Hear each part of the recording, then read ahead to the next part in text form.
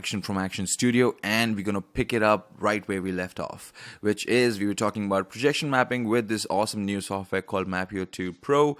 I'm using the 64-bit edition on Windows, but it is available for a Mac platform, for your OS X platform as well. So we did a video where we spoke about getting started. We spoke about a bunch of tools that you need and understand when you're getting started. So today, one of the things that we left in the last video was mask. And today we're going to talk about mask to start with and get it out of the way and see how much time we have left, and we'll see what else we can cover. But mask is an important tool because a lot of people have trouble understanding masking and trouble understanding where to use it, how to use it, where it's best useful.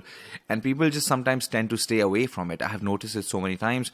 A lot of my friends who do projection mapping, they stay away from masking and they use other methods.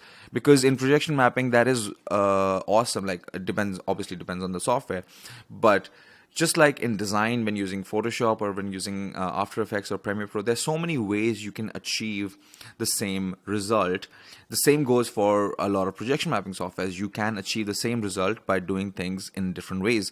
I guess it's all about using the best tool available for that particular job or project, or using the right technique to put least amount of stress on your computer from a load point of view, make it simple for you to understand and operate when you're using it in live production. Like, you should simplify things and you should make it more concrete, and you should make it more stable whenever you can. And that could be done by knowing what tool to use, when to use it, and what are the strengths of certain tools and certain modes and other options that are available in the software. So we left off on this video, and let's try and mask this particular video. Now, what is masking? Masking is quite simple. It's masking something. It's hiding a certain part, or it's revealing a certain something. So when you mask anything, any object, any section, any content, you could be effectively either hiding it from your final output, or you can invert the mask and you can say, okay, this area that I've selected, instead of not showing it, I want you to only show this area. So that could be another cool way to use it for just masking something and inverting it. And, so instead of hiding it, you show something and you have the content only appear in that section. And that could be very useful. So how do we create a mask? We go to mask, and when we are in either input or output, whenever we are in mask, we have these tools that show up like vector right here. And this is what allows you to create mask. So you have to be on vector. You have to be on the right slice that you want to create a mask on. So if you're here, you'll end up creating a mask here and not affect this guy. And you also have to have this particular button right here, which is in the toolbar, selected or clicked on. This means that adding mask nodes or vertices, whatever you want to call them, is enabled. So let's create a point first. Now, it's always awesome, it's always good, it's always better to go in deep, scroll in, and then make a mask. And I really like this software, that zooming is so easy. And this brings me to my next point. You got to be careful when you press Ctrl Z, because with some things, it won't just undo a small section like I created that point. But because I had not finished my mask, it took me way back, which is it completely skipped the part where I added the video. So it went to the next big, I guess, or confirmed command. That's how I'm thinking about it. I'm going to use another video for this. Sure, we'll use this video. Press play. Pause. Perfect. So we have this button selected. We are on the right slice. We are in mask mode. We are on the right button. Perfect. I'm going to go in and I'm going to select this. Now remember, no Control Z at this point. I click this. I'm going to click right here. Now before I click here, as soon as I click here, you would notice that now it has created this sort of a box, but this enclosed area, because wherever I move my mouse, this line moves with me. What that implies, or what that means, I guess, is that the minimum points that you need to create a mask are 3 vertices. So we have 3 points. Now we can either choose to end it right here, or we can add another point and make it 4. But even if you do add another point like this, that doesn't mean it's going to stop right there. To finalize the mask, you need to double click at any point. It will still create a point for you on that double click, but that will be the last point you create. So there you go. So as soon as I do that, you can see now this is done. Now, when I have my mouse on the outline or the edge of this mask, it will show me this plus sign, which is pretty cool. That is indicating that I can add another point. There you go. I have a point. Now I can grab this point. I can move it along. Now I can use Control Z, because now that I have created all this, if I press Control Z, it's going to put this back, because those are confirm commands, I think. And it can also remove this. Awesome. Perfect.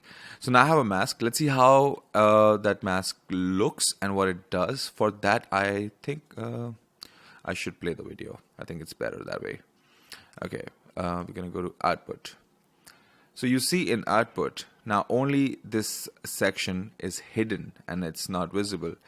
And this is where it's pretty cool to use mask, because when you use mask, what it means is it's not only just hiding that part, but it's also effectively making it transparent. So as you can see, when I have this layer over here, which I can move around, by the way, so I should move it around. I'm going to go to input. We're going to just select this much, right? So now we have our content. Go to output, make this content more or less in the right aspect, bring it up here, go back to my slice, play the slice, and you can see now this is showing, right? I'm gonna go back here, I'm gonna adjust this a little bit and go back to mask, go back to slice 18. And I apologize, guys, if this is just, you're like, what is this guy doing? I am just trying to increase my mask. That's all I'm trying to do. Just give you an example of where this could be useful, and why to use something like this. And then I'm going to go to output again, and I'm going to change this so it can come right in the transform. And okay, I think this is good.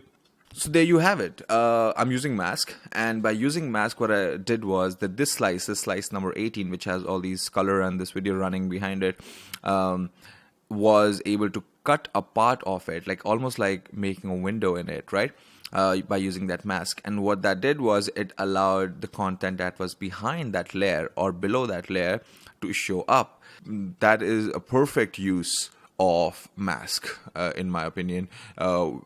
When you want to remove something, but you want to remove a section and not the whole video, and you want to remove it in such a way that you can take advantage of the fact that it will allow me to see stuff in the background, and I can use this for creative purposes, for creating a stage, or let's say this was a stage, and this section right here where it says Aktion Studio was where the DJs were and they were playing, and this was visible. So something like that, you would use a mask, and it would be straightforward to use a mask in a situation like that. So it's pretty cool.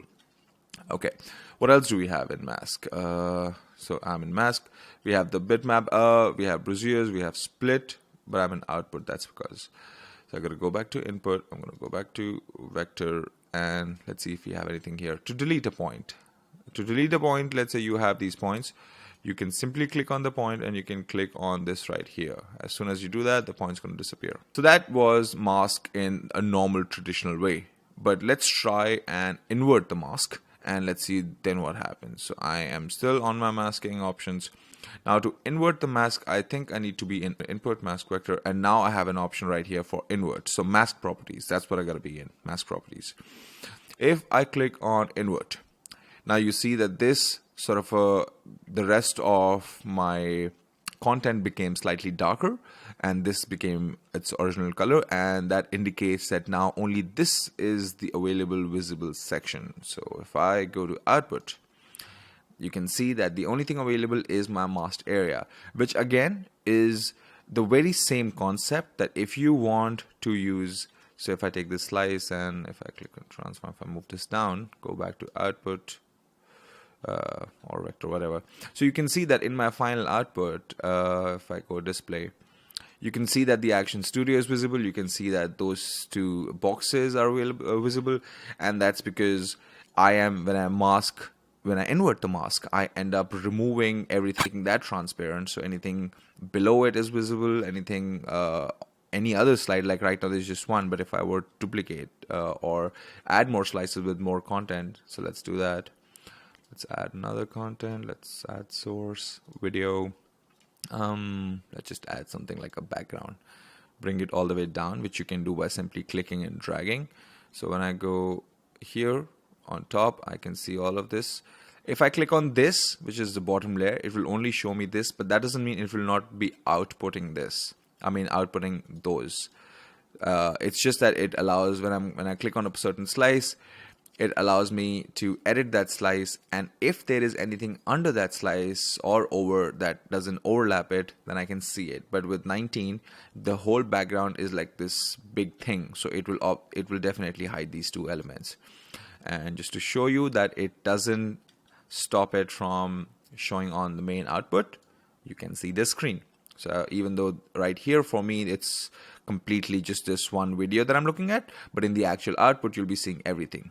So just keep that in mind, that if you're ever confused and if you're just working on your computer and you don't have your projector hooked up, you can always go to destination, you can always click on display, and you can have this window and you can have it on the side somewhere if you have a second screen. So you've learned two basic things about mask: how to use them when they're inverted and what do they do, and how to use them when they're not inverted and how do they function and where to use them best. Now let's go slightly deeper into things like bitmap options. And you know what? Bezier is a tool that I think I want to cover in the next video, because I want to cover that with a bunch of other tools that I haven't picked on. You know what? So let's even keep bitmap for that, or not. I don't know. We'll see. Alright, so I'm going to delete these videos and start fresh. Okay. Masks. Let's say I add image, video. Let's go with video. Let's go with some cool video. Okay. And bitmap. Now in bitmap, as soon as I click bitmap, you'll see that I have all of these options available in front of me. They just appear. Okay, now that I have these tools available to me, what are they for? What do they do? How to use them? Now, you got to remember something, that whenever you add a bitmap image of your mask, or even you add a mask to your whatever content you have to remember where you are adding it. So if you add it in input, it will not allow you to change it in output. And if you add it in output, then it will not allow you to change it in input. Very simple to remember. Example, I'm in input, I'm in mask, I go to vector, press plus, create this right here. Now I have this mask. If I go to output, you will see I only see what's happening, but not the options to move it or change it. For that, I have to come back to input, and only then will I be able to move and use and, you know, do stuff with it. And the same goes for output as well. If I'm in output section and I create my mask over here, then I will not be able to make changes in the input. In fact, I won't even see the mask in input. But let's talk about bitmap that we were talking about. Now, this is a very cool, handy option that you can use. So one of the things that it's most conveniently used for is custom masks. So if, let's say, I had to create multiple, like even though they have a pentagon, let's say, option or a hexagon option, but what if I wanted multiple pentagons or hexagons or any other shape for that matter on top of this layer, and I wanted to use it? I would simply create it in Photoshop, as I have over here, or Illustrator or something else, and then the software would use that as a mask. Now, the simplest way or the easiest way to make something like that I would recommend is making it on a transparent background and making it of a solid color, preferably black. So how does this work? I go on bitmap, I click on this plus option, and then it gives me what image do I want to pick up. Right now I want to pick up this image because this is what I created. So I'm going to do a quick preview. So you can see it's a simple image. All it has is it has these shapes in different sizes. And I have created this image 1920 by 1080, which is the resolution of my output. And again, this is something you gotta remember, or you should prefer that your mask, the custom mask that you're creating, is of a size of the same resolution. It could be smaller if you know that you're going to use it in smaller sections or a smaller space, but it's best if it's full size, because if you make it smaller and try to make it bigger, it will show signs of raster stretching, that it's a raster image, and when you stretch it, it's going to show pixelation and stuff. So anyways, I'm going to click on this, select this, and there you have it. I have applied this mask layer on my input section as a bitmap image. Now I'm gonna bring in my display right here, so you can see this is the kind of output that I get when I do something like this. And I'm gonna play the video. You can see it's working. All it does is, I'm gonna pause it now. All it does is that it hides the section that were black. So in the black spots that I had are the ones that are shown, because that's how masking works. That it says, okay, this is the area that you have masked. Let me choose this area and show the content only through this area. And that will be the default action of this particular software, that as soon as you add a custom masked bitmap image, it's going to only show the content through it. If you would like to reverse that option, you can come here under, again, make sure you have the slide selected, and over here if I click on invert, that's what it's going to do, because under mask properties, invert, now it will only show content in the transparent area and the black area, or any solid color, preferably black, but it will, that's what it's going to do. And I think it's a very simple functionality for that lays groundwork for a lot of complex animations or complex structures that you want to create. How you use it is again up to you, but I think it definitely has a lot of potential, because the fact that you can just import an image in which you have your custom mask ready makes it so much easier. Like a lot of softwares now are going in that direction, where they're allowing you to import 3D objects, allowing you to import SVG masks and import and even export them for that matter. But so I think this is a really good direction, and this is a really good feature to use. To remove this, simply click on minus and it's gone. I mean, just this remove option over here. We're gonna add it back. Let's say we end up moving this like this, and we want to make sure that it stretches and it fills it completely. We can click on this. That's what it's going to do. It's going to expand it, and it's going to try and fit it to the available resolution. Now, since I have mine exactly as the same resolution as my output, it simply is just going to apply it corner to corner. All right, and when I again press play,